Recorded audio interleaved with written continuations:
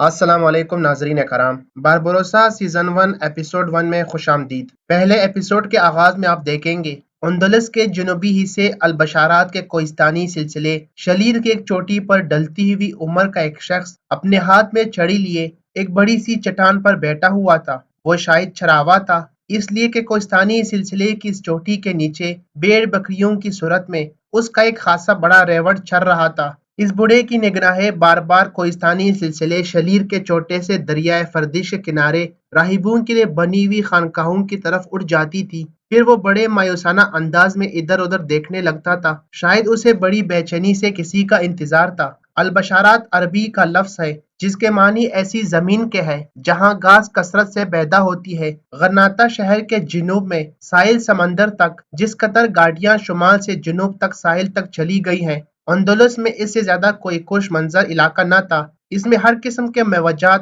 خاص کر انگور، نارنج، لیمبو، انجیر بہت عمدہ اور کثرت سے ہوا کرتے تھے۔ یہاں کے مسلمان باشندے بڑے جنگجو اور دلیر تھے، کسی سے دب کر رہنا ان کے لیے ناممکن تھا۔ ناظرین کرام، یہ وہ دور تھا جب مسلمانوں کی آخری سلطنت غرناطہ کا خاتمہ ہو چکا تھا اور آخری مسلمان حکمران عبداللہ اندلس سے نکل کر افریقہ جا چکا تھا۔ اسپین کے نصرانی حکمران مسلمانوں پر ظلم اور جبر کرتے ہوئے انہیں زبردستی نصرانی بنانے کی کوشش کر رہے تھے۔ ناظرین کرام، مسلمانوں کی بدقسمتی، جب مسلمان اسپین پر حملہ آور ہوئے، یورپ والے انہیں مورس نام سے پکارتے تھے، اور جب اسپین میں مسلمانوں کی حکومت ختم ہو گئی تب اسپین کے حکمرانوں نے مسلمانوں کو زبردستی عیسائی بنانا شروع کیا، اور جو لوگ عیسائی بنا لیے جاتے انہیں حقارتاً مارسکوس کہہ کر پکارا جانے لگتا تھا۔ جن مسلمانوں کو زبردستی نصرانی بنا لیا جاتا تھا وہ کلیساؤں میں ضرور جاتے تھے، لیکن آ کر دروازے بند کر کے 5 وقت کی نماز بھی پڑھتے تھے گھر پر، اس لیے کہ اپنی جانوں اور اپنی ناموس کو بچانے کے لیے بظاہر انہوں نے نصرانیت قبول کر لی تھی، لیکن باطن میں وہ اپنے دین سے منسلک رہے۔ گو نصرانیوں اور ان کے حکمرانوں کو مطمئن کرنے کے لیے وہ کلیساؤں میں شادی کرتے تھے، لیکن گھر جا کر بڑی رازداری کے ساتھ اسلامی رسومات کے مطابق اپنے نکاح کا بھی اہتمام کر لیتے تھے۔ البشارات کے علاوہ جہاں کہیں بھی مسلمان تھے انہیں مجبور کیا جا رہا تھا کہ وہ ہر صورت میں نصرانیت قبول کرے۔ صرف البشارات میں جو جنگجو قبائل بیٹھے ہوئے تھے وہ ابھی تک ان پابندیوں سے آزاد تھے، اس لیے کہ آئے دن البشارات کے مسلمان جنگجو قبائل اور ہسپانیہ کی نصرانی انتظامیہ کے درمیان جھڑپوں اور لڑائیوں کا سلسلہ جاری رہتا تھا۔ ناظرین کرام، یہ وہ بدترین دور تھا کہ ہسپانیہ کے نصرانیوں نے مسلمانوں کو ہسپانیہ کی حکومت سے بالکل محروم کر دیا تھا، اور اب ہسپانیہ کے حکمرانوں کے حوصلے اور ولولے اس قدر بڑھ گئے تھے کہ سمندر کی پٹی کو عبور کرنے کے بعد انہوں نے شمالی افریقہ کے ایک کافی بڑے مسلمان علاقے پر بھی قبضہ کر کے وہاں خاصا بڑا لشکر رکھ دیا تھا، جو نہ صرف اس علاقے کی حفاظت کرتا تھا بلکہ اس علاقے میں راہبوں کی خانقاہیں اور کلیسا تعمیر کرنے کے بعد وہاں بھی نصرانیت کی تبلیغ کا کام شروع کر دیا گیا تھا۔ ناظرین کرام، جہاں تک ہسپانیہ کے مسلمانوں کا تعلق تھا وہ اب اپنے ماضی کی عظمتوں اور اپنے اسلاف کے وقار سے کٹ چکے تھے۔ اپنے حال سے وہ قطعی طور پر غیر مطمئن اور اپنے مستقبل میں تاریکی کے سوا کچھ محسوس نہ کرتے تھے۔ البشارات میں جو قبائل اپنی آزادی بحال رکھے ہوئے تھے ان کے 2 بڑے گروہ تھے۔ پہلا گروہ عدنانی کہلاتا تھا، ان میں عربوں کے قبیلے بنو ہاشم، بنو امیہ، بنی مخزوم، بنی کہر، بنی کنانہ، بنی حزیل، بنی تمیم یعنی ثقیف اور بنی ربیہ شامل تھے۔ دوسرا گروہ جو زیادہ طاقتور تھا ان میں بنی ازدنی، خزراج، بنی اوز، بنی ہمدان، بنی تیپتی مراد، بنی مرہ، بنی خولان، بنی لہم، بنی جزام، بنی قدا، بنی حمیر، بنی کعا، بنی حوازن اور بنی کلب وغیرہ شامل تھے۔ ناظرین کرام، کہتانیوں میں زیادہ تعداد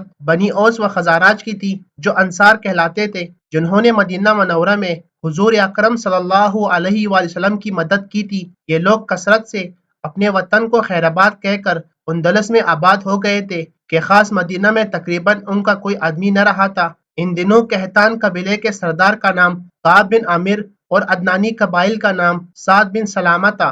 کہتانی سردار کعب بن عامر کا ایک بیٹا مغیرہ بن کعب، 2 بیٹیاں نابیل اور معاذ تھی، جبکہ عدنانی قبائل کے سردار سعد بن سلامہ کی صرف ایک ہی بیٹی تھی، نام جس کا نبیرہ تھا۔ بہرحال یہ جنگجو قبائل اکثر و بیشتر ہسپانوی حکومت سے اپنی آزادی برقرار رکھنے کے لیے برسر پیکار رہتے تھے۔ اندلس میں یہ مسلمانوں کے لیے انتہا درجے کا برا اور بدترین دور تھا۔ ناظرین کرام، جبل شلیر کی چوٹی کے اوپر جو چھڑاوا بیٹھا ہوا تھا اور جو نیچے بار بار دریائے فردیش کے کنارے نصرانی راہبوں کی خانواہوں کی طرف دیکھ لیتا تھا۔ کچھ دیر ایسی ہی کیفیت میں پتھر پر بیٹھا رہا، اپنی پریشانی اور الجھن کا اظہار کرنے کے لیے۔ کبھی کبھی وہ بڑے زور سے اپنے ہاتھ میں پکڑی ہوئی چھڑی زمین پر مارتے ہوئے غصے اور غفگی کا اظہار کرتا تھا، پھر اسے نہ جانے کیا سوجی، اٹھ کھڑا ہوا۔ کچھ دیر وہ انتہائی مغموم انداز میں چوٹی سے نیچے بہتے دریائے فردش کی طرف دیکھتا رہا۔ اس کے بعد وہ انتہائی دکھ اور کرب میں اپنے جذبات کا اظہار کرتے ہوئے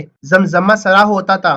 جو نغمہ وہ الاپ رہا تھا اس کا مفہوم کچھ اس طرح ہے: تمام ہوں گے میرے خدا امتحان کیسے، سلگ رہے ہیں ہمارا کوئی خزانہ ہو جیسے، بجھ رہے ہیں حرم قلب میں سلامتی کے چراغ، کوئی سیر ہمارے منظر میں نہ ہو جیسے، روز بنتے ہیں بگڑ جاتے ہیں، محروم کوئی آب بخش سے جناب ہو جیسے۔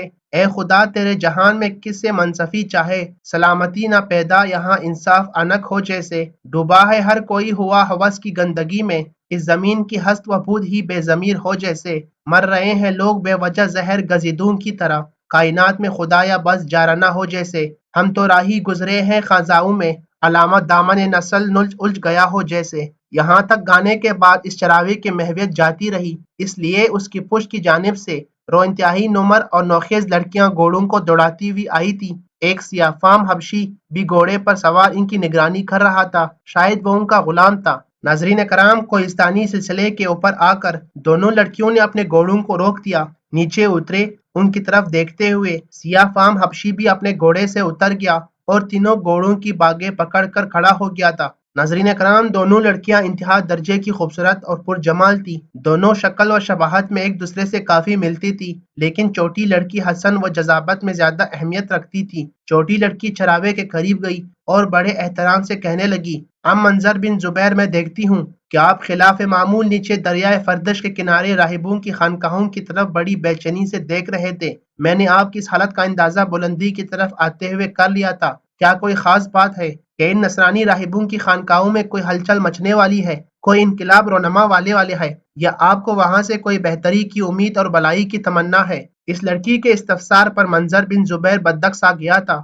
اس نے سر کو جھٹک دیا جیسے وہ کچھ چھپانے کی کوشش کرنے لگا ہو، پھر وہ بات کا رخ بدلتے ہوئے کہہ رہا تھا: معاذ میری بیٹی، میرا یوں دکھ اور افسوس بھرے انداز میں راہبوں کی خانقاہوں کی طرف دیکھنا کسی علت کے بغیر نہیں۔ میری بیٹی، میرے تجسس کی جبلت مجھے اکثر و بیشتر اپنی قوم کے ماضی کی طرف گھسیٹ کر لے جاتی ہے، اور میں ان عوامل کا کوئی لگانے کی طرف مائل ہو جاتا ہوں جو ہماری تباہی اور بربادی کا باعث بنے، اور جنہوں نے اسپین کے اندر مسلمانوں کی 800 سالہ حکومت کا خاتمہ کر دیا تھا۔ ناظرین کرام، آج کے ایپیسوڈ کا ہمارا ہو جاتا ہے اختتام۔ ملتے ہیں کسی اور نئی ایپیسوڈ کے ساتھ، دعاؤں میں یاد رکھیے گا۔ اللہ حافظ۔